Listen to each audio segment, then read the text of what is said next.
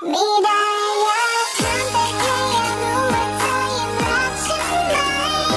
อยู่ไกลแค่นี้แต่เหมือนเธอนั้นห่างไกลข้างกายใจเธอวันนี้ไปพบใคร สวัสดีค่ะภาพวาดฝาผนังกลุ่มที่1มีสมาชิกดังนี้1นายยุทธนาสุกเกษม2นายวรัญชิตทองสมบัติ3นางสาวปัทยาโยเหลา4นางสาวอารยาปัจจัย5นางสาวเอมิกาเสียมใสชั้นมัธยมศึกษาปีที่4/1ค่ะสีนะคะโดยใช้5สีคือสีน้ำเงินสีดำสีขาวสีแดงแล้วก็สีเหลืองค่ะองค์ประกอบของภาพนะคะ ก็จะมีคนมีโคมลอยมีต้นไม้มีดวงจันทร์และก็มีดวงดาวค่ะ ความหมายของภาพ